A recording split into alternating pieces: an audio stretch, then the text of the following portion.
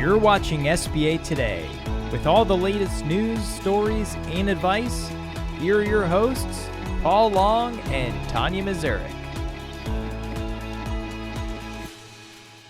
Welcome to SBA Today, presented by Res Title, your SBA title experts for the week of October 6th. I am Paul in the dark. And I'm Tonya that was in the dark, but hey, SBA is in the dark and it is shut down, guys. So, Paul, how much longer do you think this is going to last? Wait, the government shut down? I don't think anyone did. last I I don't think checked, anyone yeah. knew that. Last I checked. Oh, how long do I think it'll last? I am willing to almost bet something extremely large that we are looking at 30 days plus. 30 days plus is my So vote. wait a minute, Paul, didn't you do a poll or whatever as far as how long we thought? Because I put 30 to 35 days. I don't know what the winning was. Thanks for the reminder. I forgot You're what welcome. I did on that. Let's do When I that was live looking at real it, quick. everybody thought it was 1 week. The vast majority on there were saying 1 week. I'm like, oh, dude, no. Oh, This whole group please. of people, 30, Oh 35. no, this is Easy. going to last. I Easy. think there's way too much Mhm. division, and it's going to be a you know what show. So okay, here's the live as of today. The winner is 35% at 5 to 15 days. Then it goes 31% for under 5. Oh, you people are cute. That's not me. And then the third place are the people who agree with me, 36 days plus at 16%. So interesting. Well, which was We the will last? see who's right. I think I was 30, 35 or something like that. The last is 8% at 16 to 25 days.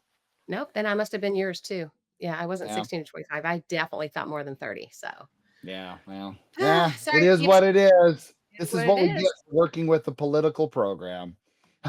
Well, and with that then, Paul, let's talk to everybody about some of the things that we think are going on that are going to create problems when it comes to this shutdown, including and starting with, which you're going to know way more about, is the servicing issues. Yeah. And I literally got this yesterday, and it really, well, I used a different word, made me upset. Even though the SBA is closed, borrowers still owe payments. Duh. Sorry. Because remember, it's the lenders that are over here servicing. We want our money. Yeah. Yeah, if they want a deferment or modification, depending on things, yeah, good luck. Any And other routine servicing people, those frozen. Any of the routine correct. pieces, right? But And I you did do a lot of learn.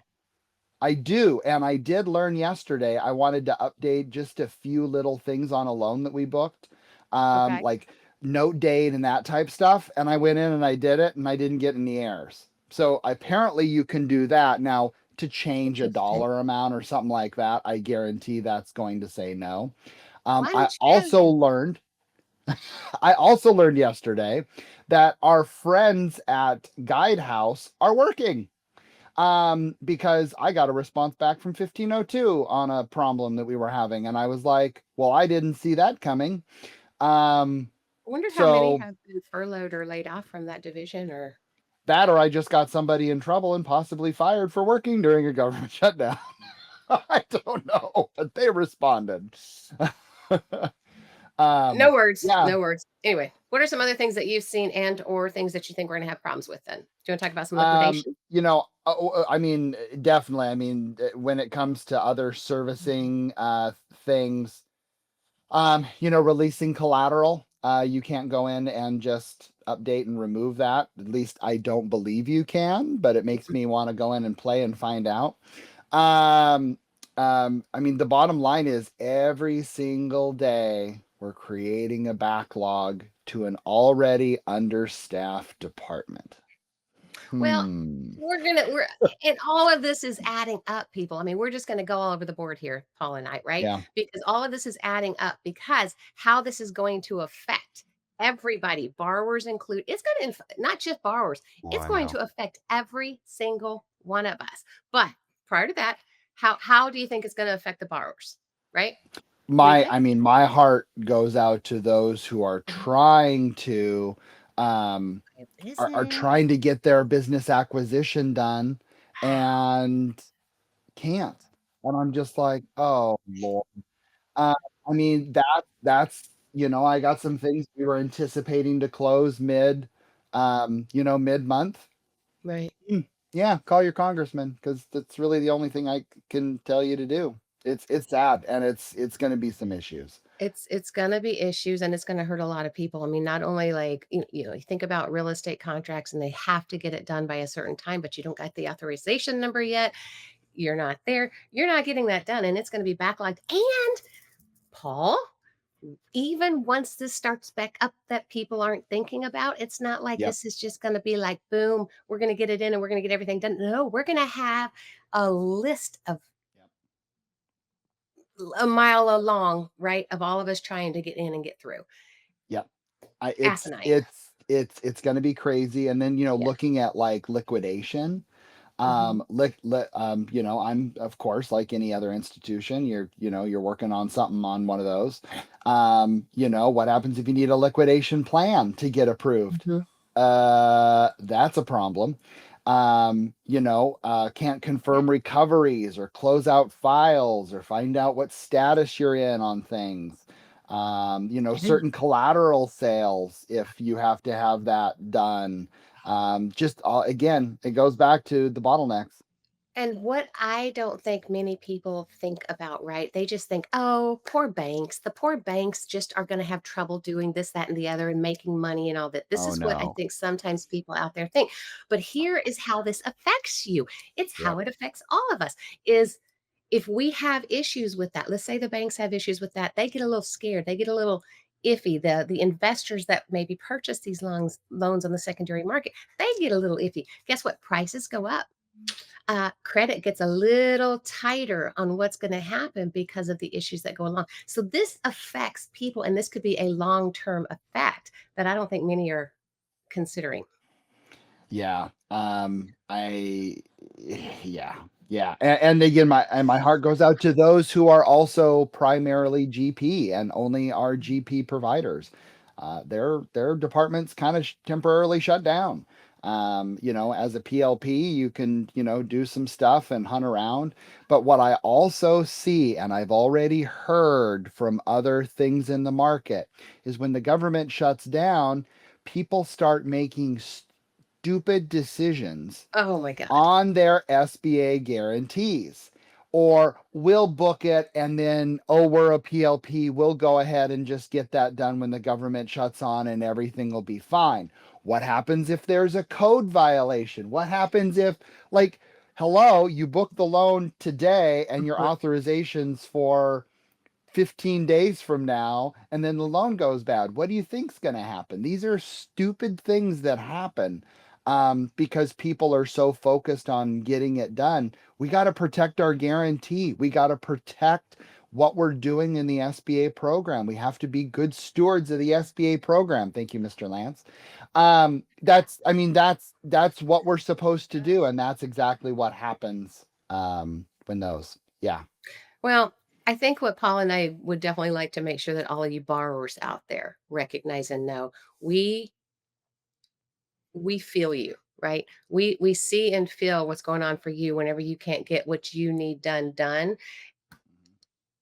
We wish we could, right? And we can keep at least working and moving forward while waiting for them, for the government to open up again. We can at least keep doing packages. We can at least keep, you know, I guess trying to move something through the process as best we can until that happens.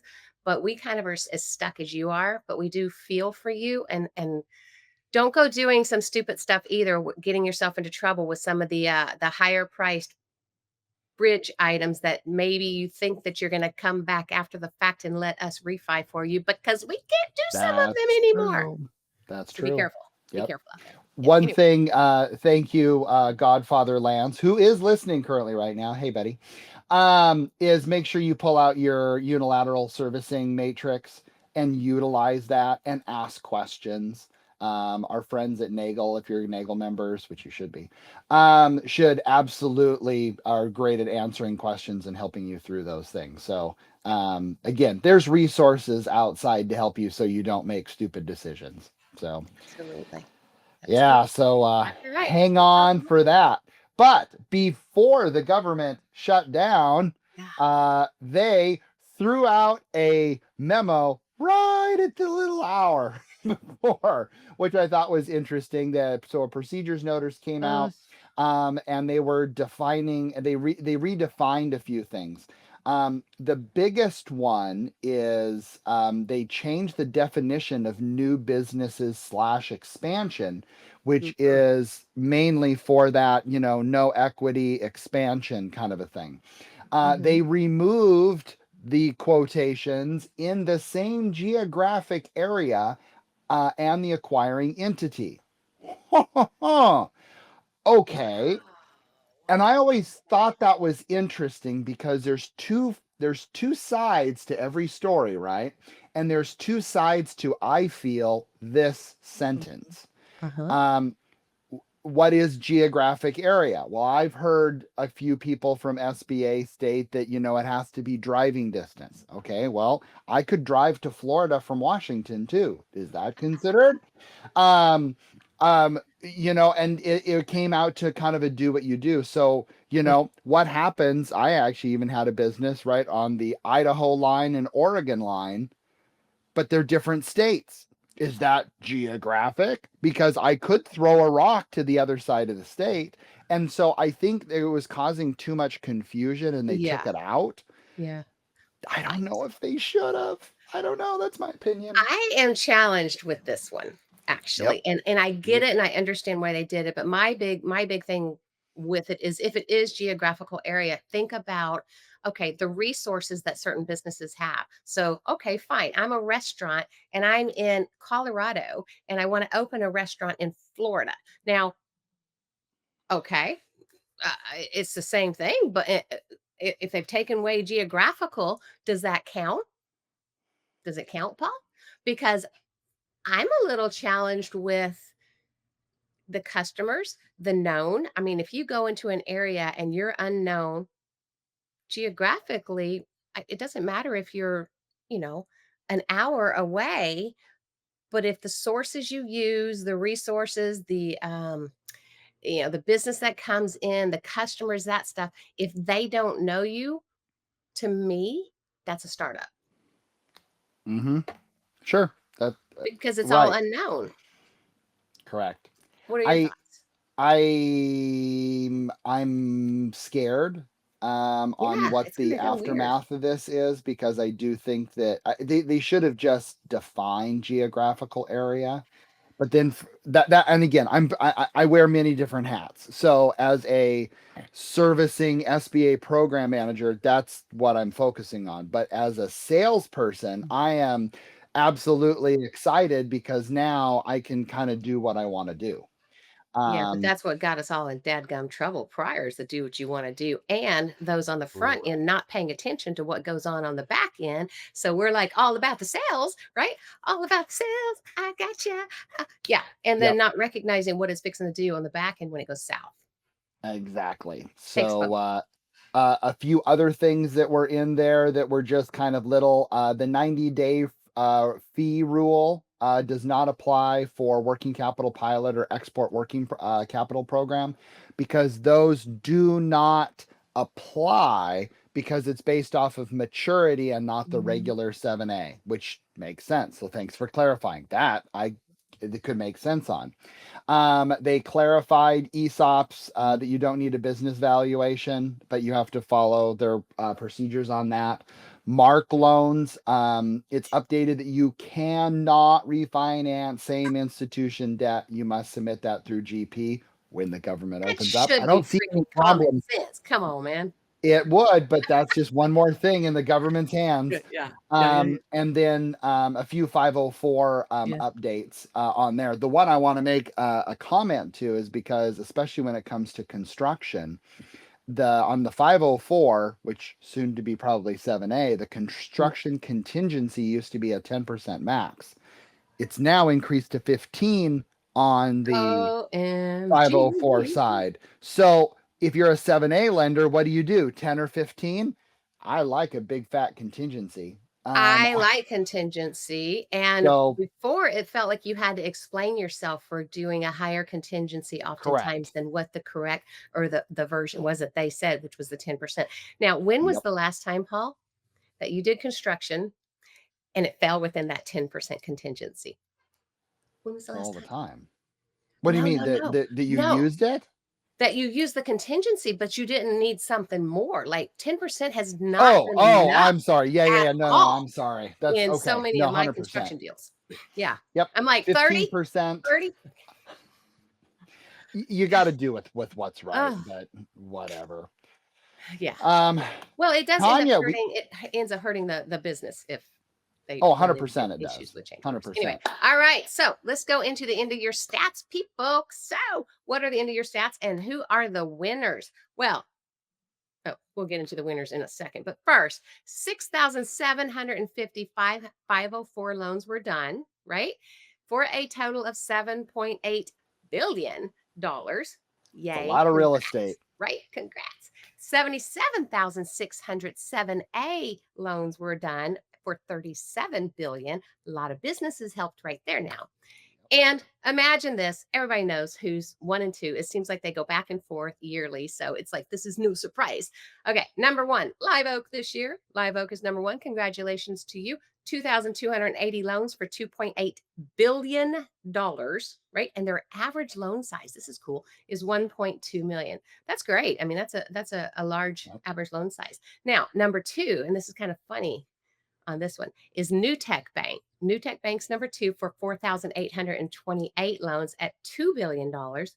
Okay, so keeping these numbers right. Average $420,000 loans. So a lot more loans as far as volume, but a lot smaller dollar size. Whereas Live Oak is doing the higher dollar size and the lesser loan amount. As an SBA manager, I'm always thinking strategy. And I look at these results, and those are two very different business models, Yeah. right? Yeah. You got one, I'm going to work smarter, not harder, Live Oak. And then I'm going to get more capital out to more businesses, New Tech, because you got that average dollar amount that's so different. And they are and both worthwhile. 100%, Both 100%. worthwhile. Yeah. Yep. But that's the crazy thing. We tell people this all the time, Paul, that a bank is not a bank, is not a bank, is not a bank.